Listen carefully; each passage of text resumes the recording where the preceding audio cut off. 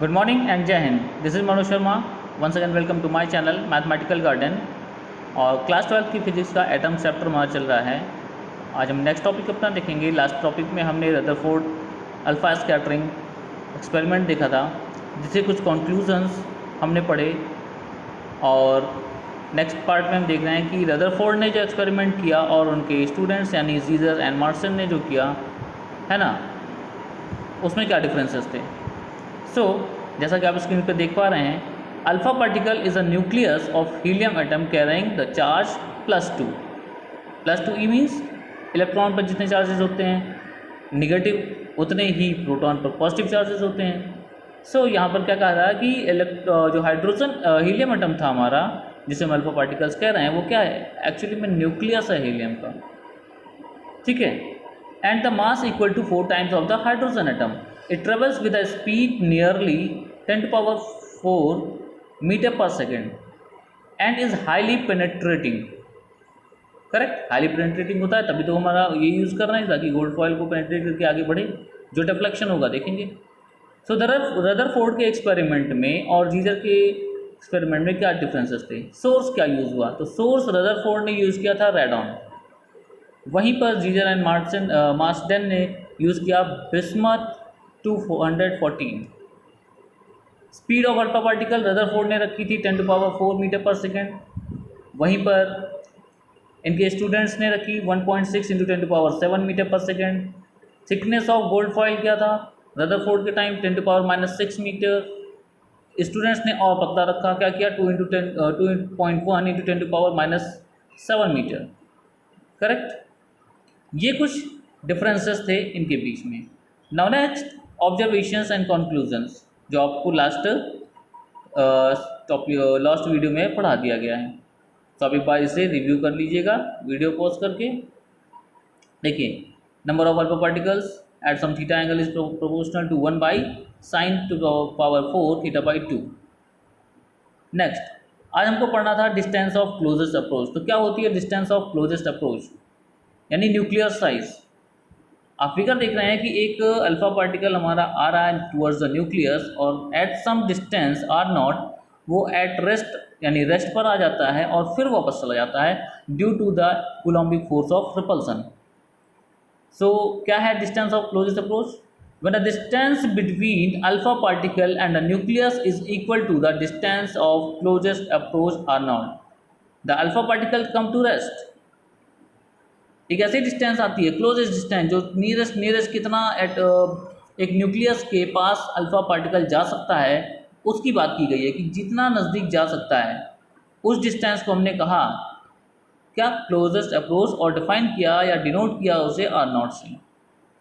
At this point, उस point पर और distance, the kinetic energy of alpha particle is completely converted into electric potential energy. क्योंकि वो किसी काइनेटिक एनर्जी से आ रहा था, रिपल्सिव हो रहा था, रिटार्ड हो रहा था, तो धीरे धीरे एनर्जी क्या हो रही थी, डिक्रीज हो रही थी।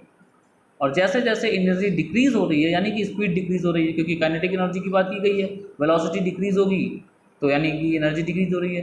अब हम पढ़ चुके हैं कि एनर्जी कभी डिक्रीज खत्म नहीं होती, तो क्या होगी, कन्वर्ट होगी, ट्रांसफॉर्म होगी दूसरे फॉर्म में। तो वो किस फॉर्म में बन जा रही है, इलेक्ट्रिक पोटेंशियल एनर्जी के फॉर्म में वो कन्वर्ट हो जा रही है। मान लेते हैं कि ½ mU² हमारा इनिशियल काइनेटिक एनर्जी थी उस अल्फा पार्टिकल के पास, ठीक है। तो वो किसके बराबर होगा, 1/4πε0 2 टाइम्स ZE²/r0। अब r0 हमें निकालना है, तो हम क्या करेंगे, ट्रांसपोज करेंगे, मिलेगा 1/4πε0 2 ZE²/½ mU²। जहाँ पर Z क्या है, atomic number, E for charge on electron, and m for mass, u for initial velocity of that alpha particle. Correct. Next, what is impact parameter? Impact parameter denote करते हैं B से। जब भी कभी अल्फा पार्टिकल्स न्यूक्लियस की तरफ जा रहे हैं या एटम की तरफ जा रहे हैं, तो कुछ डिस्टेंस पर जा रहे होंगे। हम ये नहीं कह रहे हैं कि एकदम से न्यूक्लियस की तरफ ही जा रहे हैं। जो न्यूक्लियस से हमारी एक लाइन आ रही है येलो कलर की, जिसको हमने यहाँ पर डिनोट किया है इन द फिगर, सपोज करते हैं उससे कुछ डिस्टेंस b पर हमारा अल्फा पार्टिकल ट्रेवल करके जा रहा है। तो जितनी नज़दीक से जाएगा टूवर्ड्स द न्यूक्लियस, है ना, न्यूक्लियस के जितने पास से होकर जाएगा उतना ही ज़्यादा डिफ्लेक्शन देखने को मिलता है, और जितनी ही न्यूक्लियस से दूर, ये बी का जो पैरामीटर है, डिस्टेंस है, वो जितना ही दूर होगा उतने ही कम डिफ्लेक्शन देखने को मिलेगा। इसी जो बी की डिस्टेंस है, यानी कि जो परपेंडिकुलर डिस्टेंस है between the alpha particles and the line of centre to the nucleus, उनको हम कहते हैं impact parameter.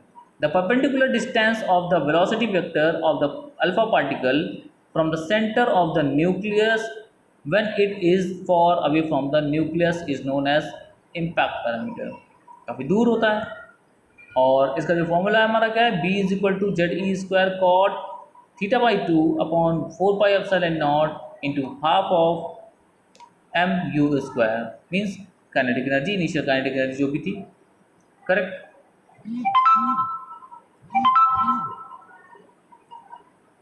Okay, for large value of B, अगर लार्ज वैल्यू आ रही है बी के लिए, क्या हो रहा है कि cot theta by 2, cot theta by 2 is a large and cot theta by 2 is large and theta the scattering angle is small, यानी कि जितना थीटा हमारा एंगल स्मॉल होगा